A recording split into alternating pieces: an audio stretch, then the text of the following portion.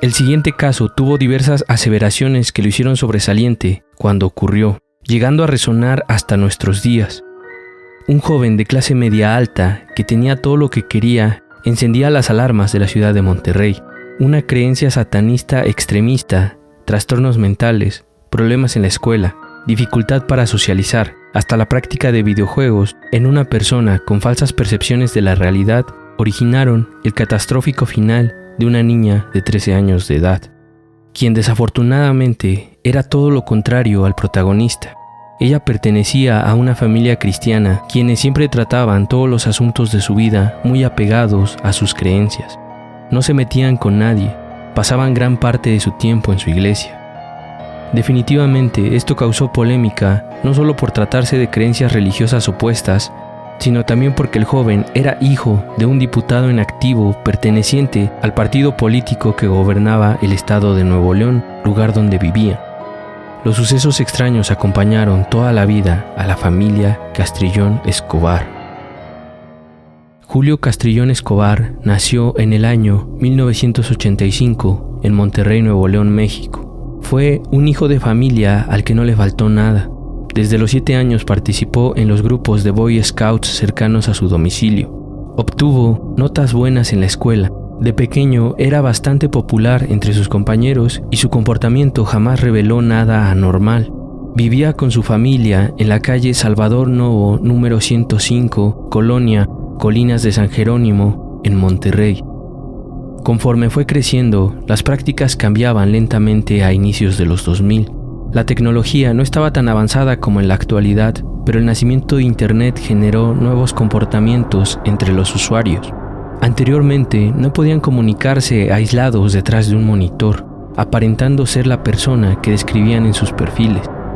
Por ello, el tráfico de información y las formas modernas de comunicación ocasionarían que el comportamiento de Julio Castrillón cambiara radicalmente. Los jóvenes disfrutaban de las ventajas de Messenger y el uso de celulares inteligentes. Los videojuegos se volvían parte de la vida de la clase media de la sociedad mexicana.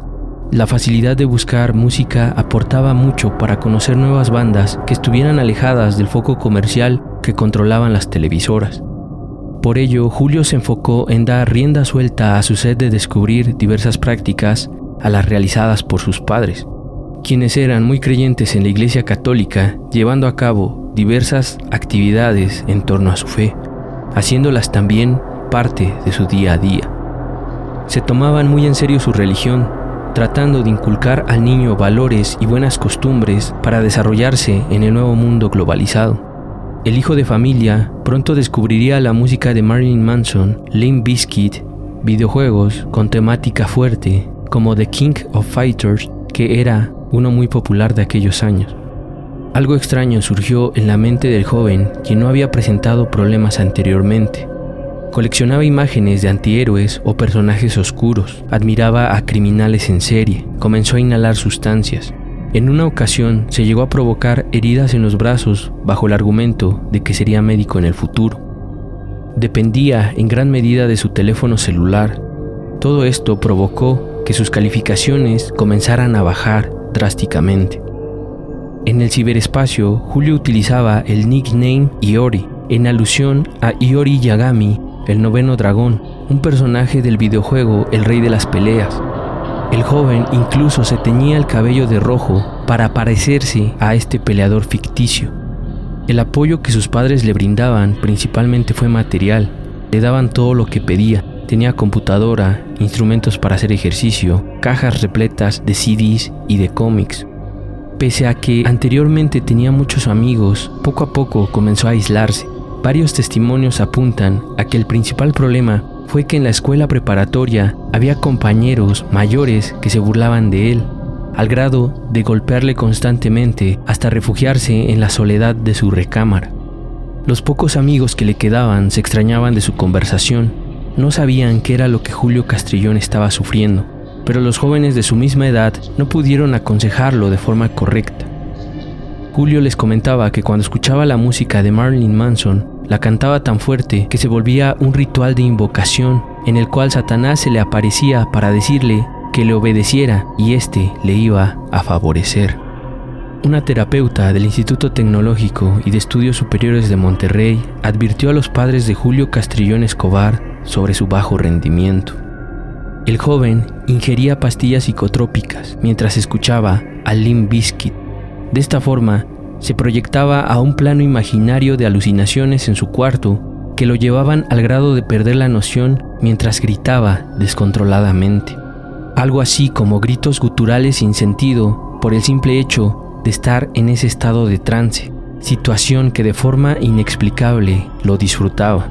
Sus padres, que estaban ocupados en sus labores, no se percataron de la adicción de su hijo hasta que una tarde llegaron de improviso y escucharon cómo gritaba y bailaba de una manera frenética. En aquella ocasión le hablaron, pero el joven no volvía en sí. El padre lo tomó entre sus manos para sacudirlo y gritarle para que reaccionara, pero esto no surtió efectos. Después de varias horas, el joven recobró el conocimiento. Tuvieron una larga plática de lo que estaba pasando. Por ello concluyeron que lo mejor era que tomara terapias psicológicas a partir de enero de 2002, porque recientemente había reprobado todas las materias que cursaba, aunado a su extraño comportamiento. El psicólogo en turno lo escuchó y le dio la confianza para que le platicara sobre sus ideales, gustos, traumas, fantasías, deseos de sangre y dominación. Sus padres confiaban en que el especialista lo ayudaría a salir de su problema de conducta. El terapeuta dictaminó que estaba propenso a la esquizofrenia y a los actos irresponsables. Este concluyó que necesitaba de medicamentos luego de que no tuvo resultados con la psicoterapia, y por ello lo remitió con un psiquiatra, quien de inmediato le recetó un fármaco llamado Melleril, uno de los medicamentos más antiguos para el tratamiento de la esquizofrenia. El tratamiento funcionaba para controlarlo, pero el joven se sentía con más sueño de lo normal. Supuestamente menoscababa sus actividades diarias, por lo que abandonó su prescripción médica. Pese a que no tenía el cuidado pertinente, su uso de internet fue el mismo. En esos días, Julio contactó a Ana Nazar Campos, una niña de 13 años de edad, quien era hija de Jesús Nazar Mazú y Arsenia Campos. Esto alegró tanto al joven retraído que se lo contó a su pequeño círculo de amistad. Así transcurrieron los días de comunicación entre ambos menores. Julio le hablaba de su música preferida, de sus cómics, de sus sueños de ser un antihéroe. Y aunque a veces eran incomprensibles para ella, a Ana le agradaban sus conversaciones. Todas las noches platicaban por Messenger, el extinto chat de Hotmail. Esto daría apertura a la posibilidad de conocerse en persona, haciendo más fuerte la relación. Según los testimonios, era algo extraño, pues eran muy diferentes.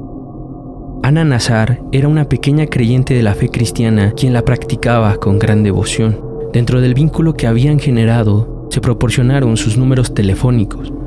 Por ello, el martes 29 de enero de 2002, alrededor de las 3 de la tarde, Julio Castrillón llamó por teléfono a Ana Nazar para invitarla al cine con la condición de verse en casa del joven, a lo que ella aceptó sin recato.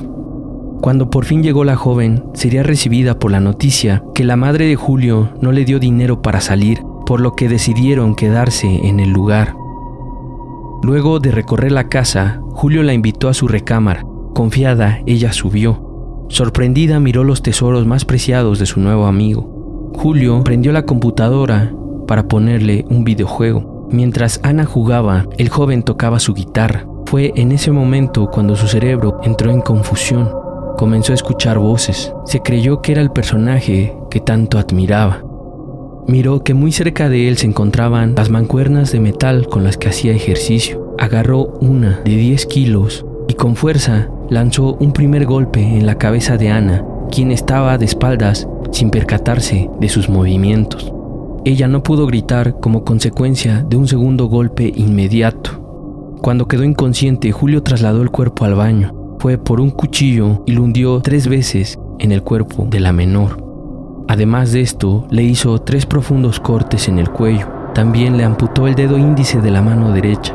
Luego la remató con 2 golpes más, uno en la boca y otro en medio de los ojos, el cual le hundió el cráneo clavando astillas del hueso en el cerebro. Durante algunos minutos se quedó mirando su obra macabra. parecía estar feliz por lo que había hecho. Sacó cómics y libros de una caja transparente en la cual decidió meter el cuerpo de la señorita. No cabía en un primer momento, por lo que tuvo que colocarla en posición fetal. Arrastró la pesada caja por la biblioteca y las escaleras. Pasó por la primera planta de su casa y finalmente llegó al jardín, donde la dejó un rato. Llamó a la empleada doméstica de su familia y le pidió que lo ayudara a limpiar la sangre. La mujer, horrorizada, llevó a cabo esa tarea. Al poco tiempo llegaron los padres y la trabajadora corrió para decirles que su hijo había acabado con la vida de su amiga. Ellos no lo podían creer, pero Julio, totalmente indiferente, se los confirmó, llevándolos hasta el jardín en donde había llevado la caja. En ese lugar el joven ya había planeado enterrarla, pero el entonces diputado y su esposa pensaron que sería un gran escándalo en el que se verían envueltos. Los padres de Julio, al darse cuenta de lo ocurrido, decidieron convertirse en cómplices. Tomaron una pala y ayudaron a su hijo a cavar una zanja en el jardín de su propia casa, donde procedieron a enterrar la caja sin ninguna muestra de empatía. Un rato más tarde, las hermanas de Ana fueron a la casa de los Castrillón para averiguar por qué su hermana no había regresado. La madre del joven, llamada Delia Escobar, les negó la entrada a la casa y les mintió diciendo que la niña se había marchado desde hacía varias horas. En ese momento se lo contaron a los padres, quien con buena intención reportaron como desaparecida a su hija ante la policía judicial el miércoles 30 de enero por la mañana. Mientras eso ocurría, Julio fue a tomar sus clases a la escuela donde cursaba la prepa para conversar con dos amigos suyos a quienes les contó lo ocurrido. En un primer momento, y debido a su comportamiento, los jóvenes no le creyeron. Después de la escuela, Julio se marchó a su sesión de terapia, la cual no podía cancelar por estrategia de sus padres para evitar sospechas. El psiquiatra lo percibió extraño y con perspicacia lo indujo a charlar. Julio no resistió la tentación de contarle todo a su terapeuta, como si se hubiera tratado de un sueño. El profesionista se quedó con muchas dudas cuando finalizó la sesión, y de repente, en toda la ciudad se difundía la desaparición de la niña Ana Nazar. De esta forma, el médico llamó a la policía por tener sospechas referentes al sueño que le había contado su paciente. Los amigos de Julio hablaron y ya no se pudo contener más el escándalo. La policía detuvo a Julio, quien fue internado en el Consejo Tutelar de Menores. Este joven confesó el crimen y la participación de sus padres. Dado el escándalo que se desató, el político regiomontano tuvo que solicitar licencia de la Secretaría de Educación en el estado donde trabajaba en aquel momento. Sus padres fueron detenidos e internados en el penal de Topo Chico porque se encontró elementos punibles como borrar las huellas del crimen y la inhumación clandestina de Ana Nazar. Cuando se requirió a la Cruz Verde, se dijo que era para levantar el cuerpo de una persona que había muerto por causas naturales. Había mucha controversia en aquella ocasión. El padre de Julio movió sus influencias para que la prensa no se enterara. Cuando el agente del Ministerio Público, Ramiro Sánchez, llegó al lugar acompañado de elementos ministeriales, se sorprendió al igual que todos, porque llevaban una orden judicial de que todo fuera con discreción. También se percató que la denuncia y dudas del psiquiatra eran reales. De una forma sorprendente, y a lo cual se cree que fue gracias a las influencias del padre, el juez quinto de lo penal concedió la libertad condicional mediante el pago de una fianza de 60,000 pesos mexicanos, equivalentes a tan solo $3,000. De esta forma se iniciaron las diligencias para poder esclarecer los hechos del crimen.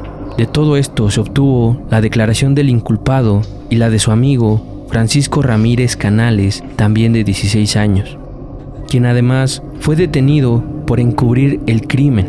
Cuando su amigo les contó lo que había hecho, ellos dudaron de lo que había pasado. Por eso la autoridad consideró que estaban encubriendo un delito, aunque ellos no imaginaban que se trataba de algo real. El joven posteriormente fue liberado cuando pagó 15,000 pesos mexicanos de fianza, equivalentes a $750 americanos. El proceso judicial dio inicio, por lo cual fue llamado el psiquiatra de Julio Castrillón, Benito Gaxiola. Él acudió a declarar para argumentar que detectó desde tiempo atrás un trastorno mental que comunicó a los padres del joven.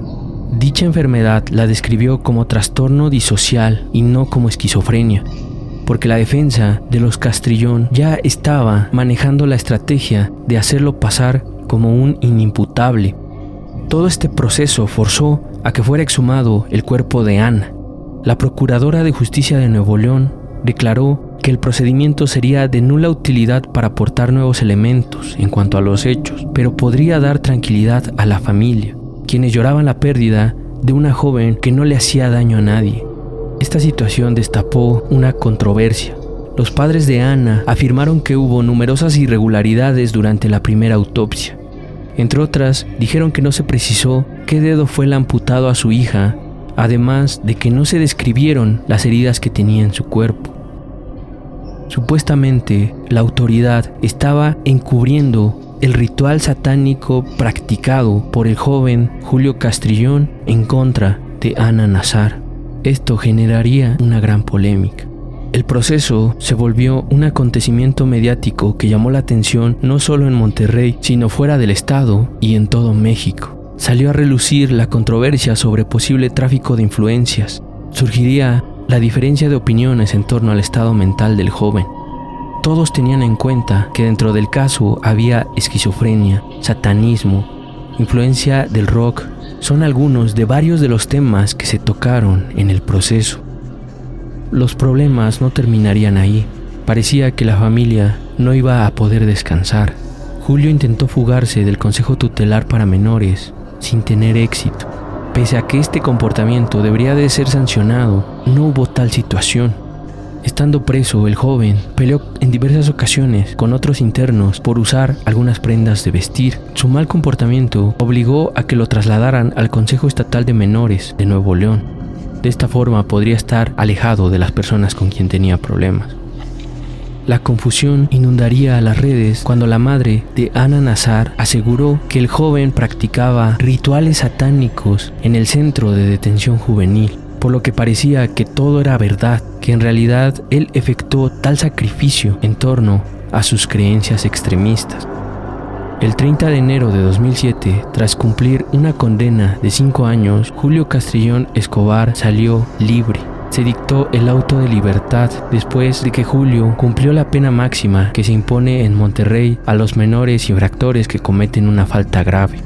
Cuando salió de la correccional, sus primeras declaraciones fueron las siguientes: "Yo lo único que les puedo decir es que lamento mucho el sufrimiento por el cual los hice pasar. Me siento muy arrepentido de todo esto. He madurado y he cambiado". En aquel año, sus padres lo recibieron con gusto en su casa, organizándole una comida de bienvenida con amigos y familiares. Públicamente dieron gracias a Dios por tenerlo de nueva cuenta en su casa. Saliendo como un adulto reformado y refugiado en la religión, dijo haber cometido esos actos en parte debido a las malas influencias. Quisieron que la vida de Julio se llevara con normalidad. Lo intentaron inscribir en diversas universidades de la ciudad, pero en todas fue negada su solicitud. Después intentó ingresar a la Facultad de Medicina de la Universidad Autónoma de Nuevo León y se dijo que no lo habían admitido por su pasado. El joven no pudo reintegrarse a la sociedad regiomontana. A los pocos días de salir de misa, una señora volteó hacia otro lado para evitar recibir el saludo de paz del joven. En el gimnasio, varias personas se quejaban de su presencia y él se tuvo que adaptar a un horario en donde no hubiera visitantes. Él comentó que unos tripulantes de un Beetle blanco lo quisieron atropellar. Se dieron cuenta que era Julio Castrillón y de esta forma comenzaron a intentar embestirlo. Se mudó a la ciudad de Puebla, lugar ubicado a 2 horas de la capital mexicana, donde por fin pudo estudiar la carrera de Ciencias Químicas para posteriormente estudiar también la maestría en Químico Farmacobiólogo de la Benemérita Universidad Autónoma de Puebla. Nadie sabía el oscuro pasado que el joven tenía en la ciudad regia. Por ello, pudo desarrollarse de forma sana en la ciudad céntrica del país. Después de estos hechos, se supo poco de la familia Castrillón. Julio se casó con una mujer poblana y se convirtió en padre de familia. Su padre, debido a la exclusión que sufrió, se dedicó a dar clases de ética y catecismo, y de su madre no se supo nada más, hasta el día de la muerte del señor Julio Castrillón Valdés en el año 2017. Aparentemente, en este caso, las influencias dejaron una huella en la sociedad regiomontana. Un joven culpable pasó solamente 5 años de prisión y sus padres, quienes le ayudaron, no pasaron ni un mes en la cárcel tras pagar su fianza. Hasta el día de hoy se considera que las marcas fueron tan terribles que por eso no se le notificó a los padres lo que ocurrió en realidad. Por ello se creyó que el sufrimiento por el que le hicieron pasar se debió a un sacrificio, porque no tenía otra razón de ser. La madre de Ana Nazar se dedicó a las causas benéficas, fundando una asociación y promoviendo los buenos valores dentro de la comunidad. Ella evitó que Marilyn Manson diera un concierto en aquella ciudad porque convocó una multitud de gente inconforme con el comportamiento de varios de sus seguidores, haciendo un movimiento en contra de las actitudes extremistas. ¿Qué piensas de este caso? Esto es Ansiosos Investigaciones. ¿Ansioso por ver un nuevo video?